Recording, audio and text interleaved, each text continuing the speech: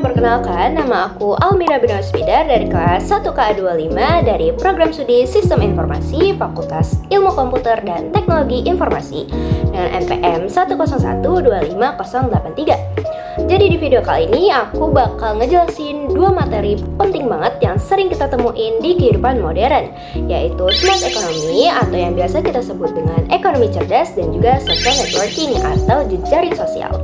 Dua hal ini tuh benar-benar ngerubah cara kita kerja, belajar, bahkan bersosialisasi. Oke, langsung aja kita mulai. Nah, yang pertama aku bakal bahas dulu tentang smart economy atau ekonomi cerdas. Secara sederhana, smart economy adalah sistem ekonomi yang mengandalkan teknologi, inovasi, dan data untuk ningkatin efisiensi dan produktivitas. Konsep ini tuh bagian dari smart city bareng sama smart governance, smart environment, dan smart people. Di smart economy, teknologi kayak AI, IoT, blockchain, dan big data itu jadi tulang punggung utama.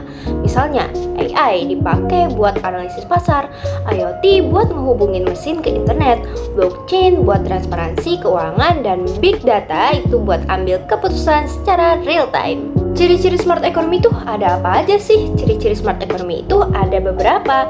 Yang pertama, inovasi dan kewirausahaan. Yang kedua, proses bisnis yang digital. Tiga, konektivitas antar pelaku ekonomi. Keempat, pengambilan keputusan berbasis data. Dan yang paling penting itu ada keberlanjutan atau sustainability. Nah, di Indonesia sendiri penerapannya udah banyak banget. Contohnya, ekosistem GoTo yang nyambungin transportasi, e-commerce, sampai pembayaran digital.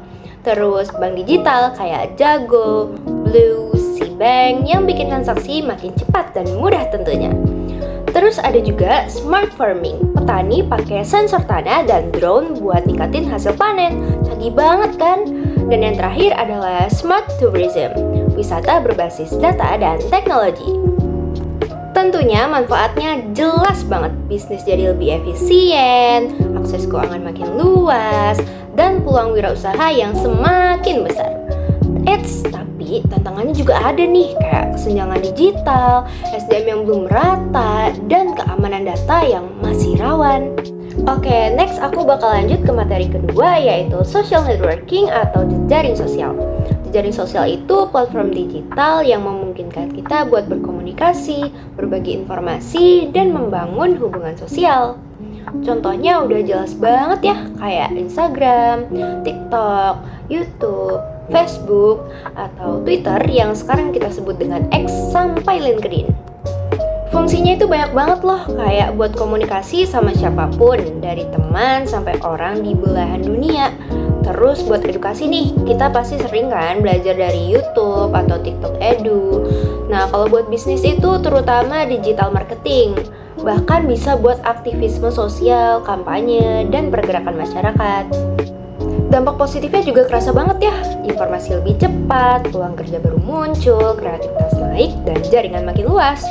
Tapi ingat, ada dampak positif, ada juga nih dampak negatifnya yang harus diwaspadai, kayak hoax, adiksi digital, masalah privasi, dan berkurangnya interaksi tatap muka. Dalam dunia pendidikan, social networking juga berguna buat diskusi, belajar jarak jauh atau daring, dan kolaborasi. Sementara dalam bisnis, perusahaan pakai data sosial media buat promosi dan analisis pasar. Yang menariknya, smart economy dan social networking ini sebenarnya saling berkaitan loh. Bisnis digital yang tumbuh dalam smart economy itu sangat bergantung pada jejaring sosial buat pemasaran. UMKM yang tadinya cuma jualan offline sekarang bisa viral cuma lewat TikTok. Bahkan banyak pekerjaan baru kayak content creator, digital marketer, sampai data analyst itu lahir dari gabungan dua konsep ini.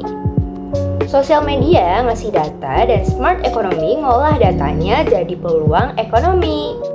Jadi kesimpulannya, smart economy dan social networking adalah dua aspek penting dalam kehidupan digital modern. Smart economy membantu membangun sistem ekonomi yang efisien dan berkelanjutan melalui teknologi. Sementara social networking jadi alat komunikasi dan kolaborasi yang memperluas peluang bisnis, edukasi, dan interaksi sosial. Dua hal ini bisa berdampak sangat positif kalau kita manfaatkan dan bijak, mulai dari literasi digital, keamanan data, sampai etika dalam berkomunikasi online. Harapannya kita semua bisa jadi masyarakat digital yang lebih cerdas dan produktif. Oke, demikian penjelasan dari aku. Terima kasih sudah menonton, semoga bermanfaat. Dadah!